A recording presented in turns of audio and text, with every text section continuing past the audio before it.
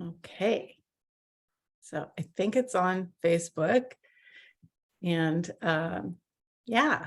So hello. Hi, Ava. Hi. Hello, everybody listening. Welcome to Coffee Talk. And well, we have an interesting subject today. Talking about the symptoms and what if the symptoms aren't the issue? And this is something that I think a lot of people, like, you get hung up on the symptoms of things and you're trying to fix that when the root cause is something else. So let's just dive in. What do you know about this stuff? So Julie and I were just chatting right before we got online, and I was sharing with her how I've had some interesting space with my body for past few weeks. And it's so easy to like get into the thing of, oh, this is what's wrong, or this is what needs to be fixed. And I do notice, in all honesty, going there sometimes and how it just doesn't help at all. And so one of the targets, I've been listening to a lot of Dr. Dane, and he's such an incredible invitation to a different possibility. And one of the things that he said that has really, really resonated with me, and that I'm looking at using with quote unquote symptoms, is to invite the future you know is possible and is available into now. And so with that, when I was looking at how does this apply to my body, and I was like, okay, cool. So what if I stop giving energy to the symptoms and anything that comes along with it, the anxiety and things like that. And I've been using tools like Who Does This Belong To and all of that, that kind of sort of helps. But what's been tremendously helping me a lot is to be like, nope, not engaging with that. What do I know is possible? And so one of the things that I came across, it's actually a little snippet from Heather Nichols, where she talks about the verdancy of earth, and that what would it take for my body to be verdant like the earth. So to me, like that was like, yeah, that's possible, having that verdancy of health, and where it's not even a consideration that, that there is no problem. It's just verdant, green, healthy, beautiful, creating, going forward, onwards all the time. And Right. so that's what I've been like looking at, that, well, okay, if that's the future, if that's the future I know is possible, what would it take to invite that and engage with that energy now? Yeah. While there are quote unquote symptoms, because it's so easy, especially when it comes to things that are physical and relates to your body.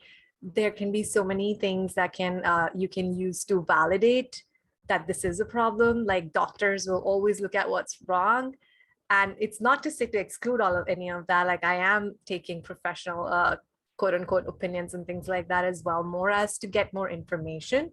But I think it's so important when symptoms show up to really not buy into that as yours, use information and keep wondering. So like, that's the space I'm in. I'm like wondering what else, Yeah. I And know. it's hard because usually the symptoms are really loud, Yeah. they're loud, they're intense. And so we think that they're real and they're the only thing possible. However, if you expand out and you ask questions, you start to realize that there are other possibilities. And just because it's loud doesn't mean it's the only thing. And, the loudness might be distracting you from something else. Right. And I'm so glad you used the word distracting you, because, when their symptoms come up, and there are things like anxiety and stuff like that, I was noticing how somewhere underneath that is like this fear-based thinking, and fear is a distractor implant. Yep. So, it's been an interesting space navigating while really actually using the tools. And And interestingly, I was like, okay, I know fear is a distractor implant. I know that doubt is a distractor implant. So anywhere I'm doubting my body, fearing whatever. So I thought, okay, let's pick up the Living Beyond Distraction book and just read through the section of fear and doubt again. Mhm. Um, and it's literally just half a page Yep. of fear and doubt. And Gary just straight away gives it to you that, it's not real. Don't make Yep. it real. If you try to solve for it, fix for it, you're making it real. You have to recognize it's not real. The only thing you can do with something that's not real is pock and pot it. Pock and pot the distractor implant and everything it's supposed to do. So it's like, it's the tools of access. The beauty is they're so simple. So simple. You think, well, how can it work if it's that? But it does. That's the thing. It has to be simple for it to work. Exactly. That's so amazing. I know it really does take building the muscle of trusting you and choosing like against, well, it's not even against, but choosing beyond and choosing what you know that's totally different than what anybody else might be saying or thinking or Yeah. projecting at you. And you start to find this space and like it's almost like the contribution of the universe or consciousness or something when you don't buy into the problems of this reality. But you have to let go and not fight the problems in this reality. Yeah. Yeah. And even like that tool of 10-second increment of choice with that comes so handy because there might be 10 seconds in which you slip and get into engaging with all of those energies that are heavy. And like even that simple, that what's light is what's true, what's heavy is a lie. But sometimes when we're so in that zone, space of and energies of those heavy energies, you can sometimes slip, and that's okay. Like even remembering that you have a new choice every 10 seconds, that has also been one of the tools that I've been using. And anytime I'm like, oh my gosh, I was like, rather than making yourself wrong, you're like, okay, fine, what would I like to choose in this 10 seconds? What do I know? What do I know about fear? It's been like interesting. It's quite a facilitation. And like a lot of times we talk about in access and in how what if there is no problem, and it can be, especially when you feel like that you're in the problem, quote unquote. It can be so tricky and also annoying to hear it from, if somebody else was to say, what if this is not a problem? I would probably punch them in the face. I can tell myself that, you don't. So it's like also having such a, what if everything is here to facilitate you into something greater that you are capable of, that is available for you. So just turning the entire thing and noticing how that changes the energy. And another beautiful thing that in one of the ESPs, ESCs from Dane, I was listening to, he was talking about how you change the molecular structure by changing the space around the molecules, and the space you be, basically the energies you're engaging with, is that.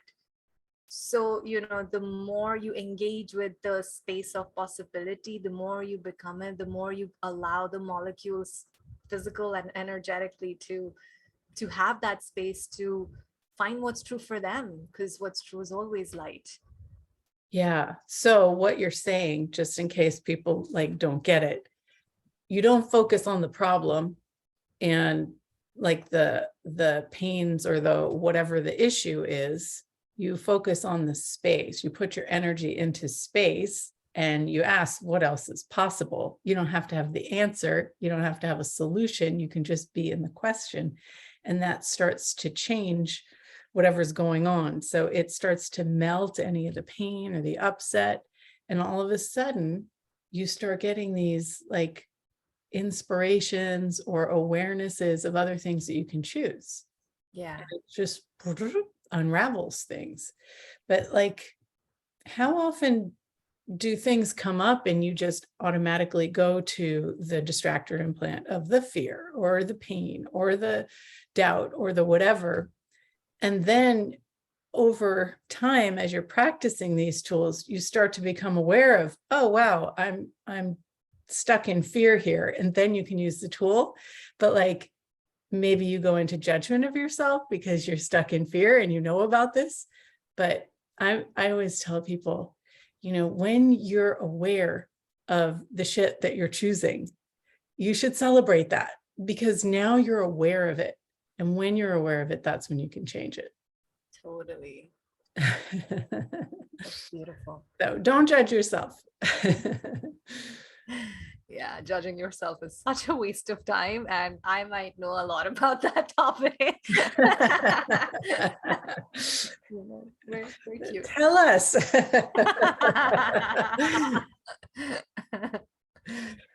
Yeah. Oh my goodness. It can really take years and years and years to get some of this stuff. And, someone new will come along and they'll ask a question and it'll work once or twice or whatever. And then they're like, I've got it. But there's a conclusion. And this is one thing I've learned, Julie, that anytime I say I got it, yeah, I have no idea. Yeah. And anytime I come to a conclusion, oh, now I get it. I'm pretty sure I don't. Yep. Yeah, truly like being in that quest. Now, what else is possible? How does it get any better than this? What else is available? Now what else? It's such a different way of being and creating and living. Yeah. And like Gary talks about being a happy idiot. And it's like this. Say more about that. Well, I mean, how many of you out there pride yourself on being smart and, being able to solve things and get the answer and, create and do. And that is awesome, but it can also be part of what engages you into the symptoms rather than the space. And when you're a happy idiot, it's like you don't have to control anything. You can just be like, wow, I wonder what's possible. Instead of, oh, we can do this and we can do that. And, So it seems like you're an idiot because you're not controlling it and you're not figuring things out and you're not using your mind. But God, awareness is so much faster and it creates an easier path to wherever you're trying to go. I mean, think about all the things in your life where you actually chose based on your knowing. There's probably a dotted line in there somewhere, in and amongst all the thinking and figuring out. And like those things went so fast and easy. And it was just like, oh my God, what was that? Magic. Magic of pure being. I love it. And that energy, I'll have more of that, universe. Yeah, the letting go and the truly following the whispers of the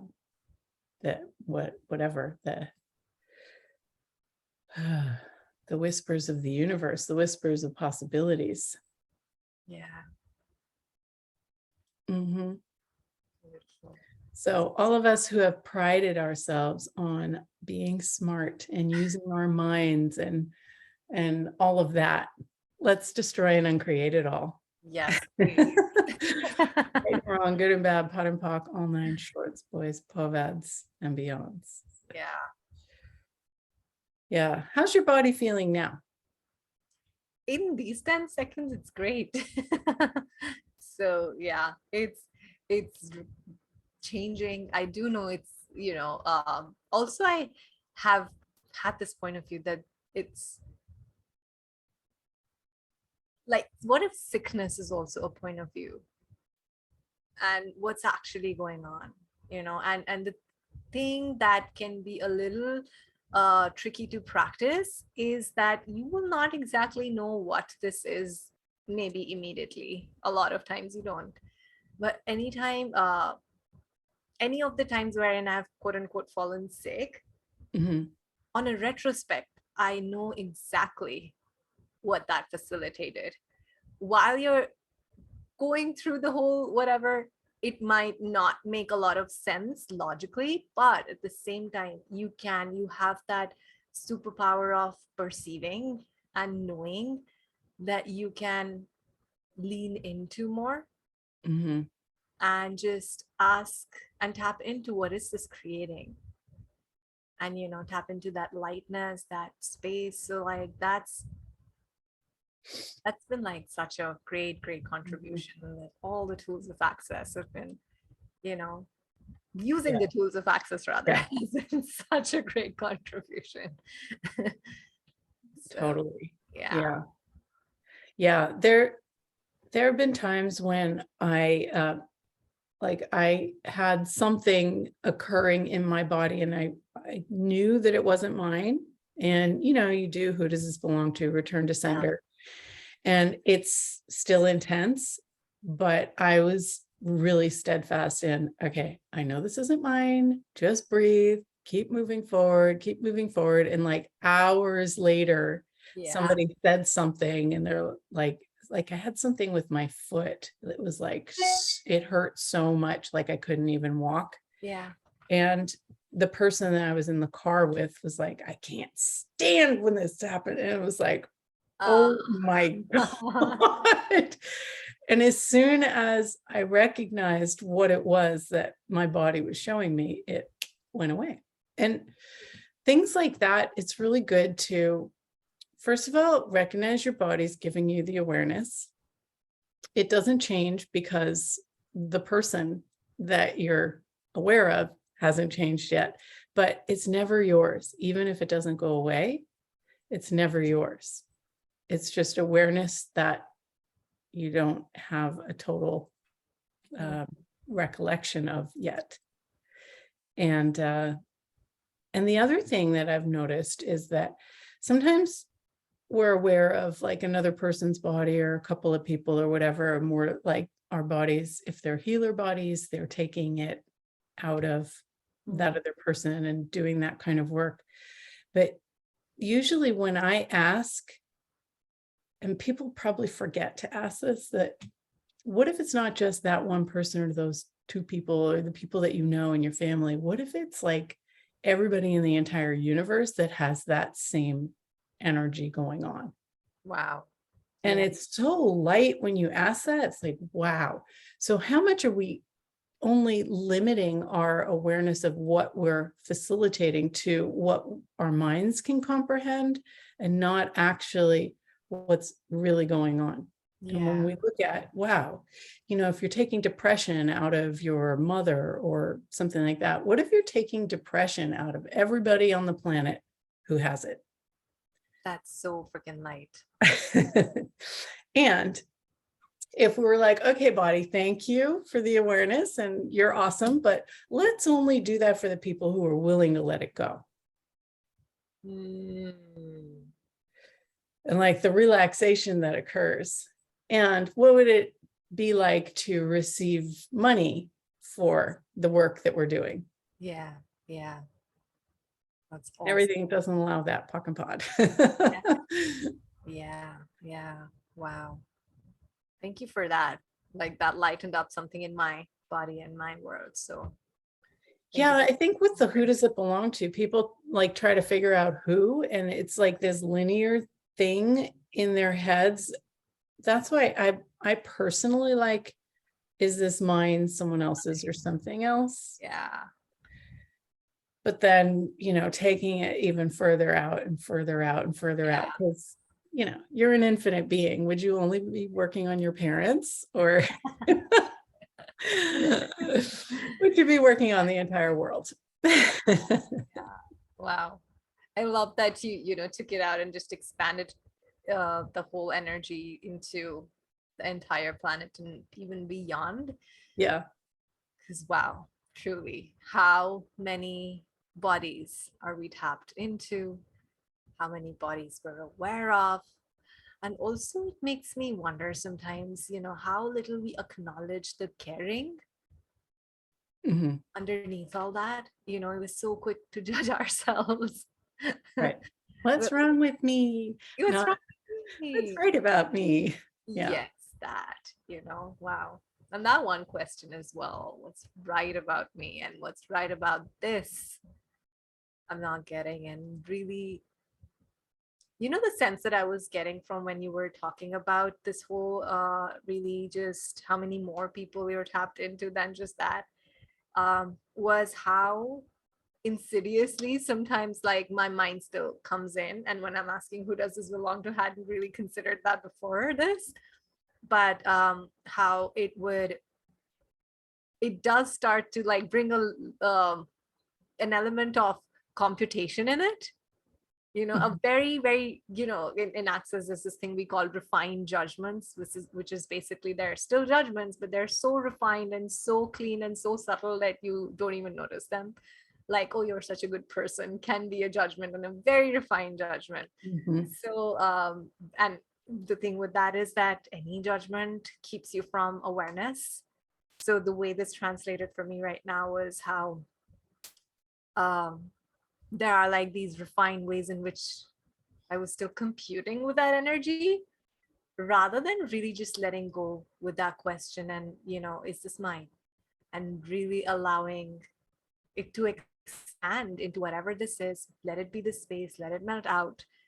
And wow, everything comes back to like receiving, what are you? Mhm. What are you trying to solve for versus what can you receive Mhm. about this? And what else is possible from that space, So thank you for that little Yeah. piece over there. I think the other thing that's really key is being interesting point of view. Yes. Because like you can go into all kinds of points of view about, oh, I care so much, I'm healing the entire planet, and stick yourself by having that significance. So, Totally. interesting point of view. It's like, wow, what else could I be facilitating? And what else could I be creating from this space of curiosity and not rightness or wrongness or Beautiful. Totally. yeah. So where are you in the world? I'm in Seattle. Oh, cool. Yeah, a little bit up north from where you are. Yeah. Almost a neighbor. Almost neighbor. And what have you been up to creating? So I've been like playing with Access tools, doing it's actually been a while. I've been thinking about like starting to do some more bars classes, but like foundation. And I have a program called Cultivating Trust in You, which I'm a living, a living subject of these days. Really cultivating trust in yourself as a being and building on this rigorous practice of asking questions and not judging yourself, following the lightness and things like that. And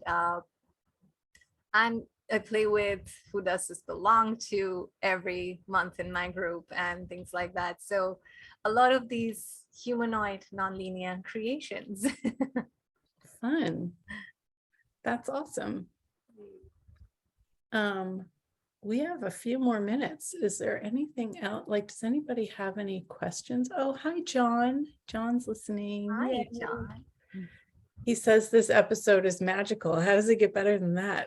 Thank you for receiving it. And truly, Yeah. how does it get better than that? Yeah. Well, yesterday I finished a beginning talk to the entities class I was facilitating, and Yeah.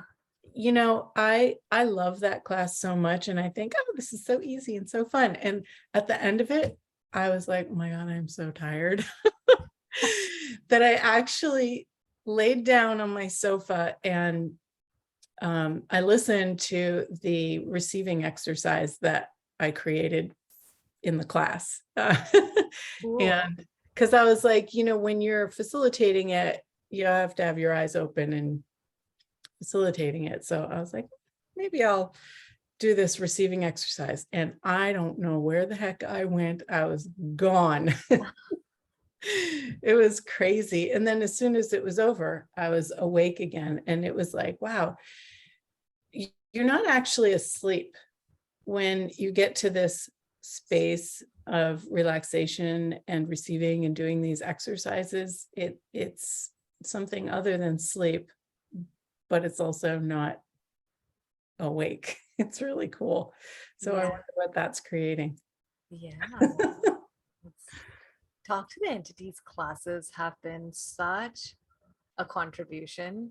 Like even in this time, there's a lot around entity clearings, demon clearings, and stuff like that that has assisted me, my body, facilitated this space around me. And yeah, the whole receiving exercise, because we somewhere, in the midst of this conversation touched upon how everything does come down to receiving. Mhm. And just yesterday, I was reading I think it was Money's Not a Problem, You Are book, where Gary talks about that you don't have, and we can replace money with anything, that you don't Right. have a blank. In this case, you don't have a money problem, you have a receiving problem. And then he goes on to say, which weirdly, for the first time, I actually heard it. I've read that book so many times. But the thing you're not willing to receive is you. Mm. And I kind of like hit home. Like I almost, like not almost, I cried, and I was like, that is so true. Yeah. And like, what else is possible with that happy idiot? What would it take to be the happy idiot I truly be and receive myself more? And like, this is for all of us. What would it take for you to receive you, the Yeah. magic, the brilliance, the infinite being you truly be? What is possible and truly available for you? What would it take to receive all of that? Yeah. The kindness, the caring, the bitch occasionally, whatever it is, but all with an interesting point of view. Yeah, that. Mm. I'm asking for that. Me too. Thank you. Well, talk about cultivating trust in yourself. That I feel like the Talk to the Entities class really facilitates that kind of muscle growth, because you it's so beyond this reality. You can't use this reality's measurements and things to engage with that. You have to use your perceiving, knowing, being, and receiving. I agree. Yeah, So totally. super cool. Well, I love that sound of your group. And if you send me information, I can put it in the show notes here. I will. Thank you. And hopefully everybody got a little something out of this. It's so funny when you don't feel so great and then you're like, all right, I'm going to just do the class or do the talk or do the whatever. Yeah. So much opens up. So hopefully this was a contribution to you and your body and whatever's going on. Totally. Thank you. And yeah, thanks so much for coming. Thank you for inviting me. All right. Thank you, See you guys. next time, everybody. Bye. Bye.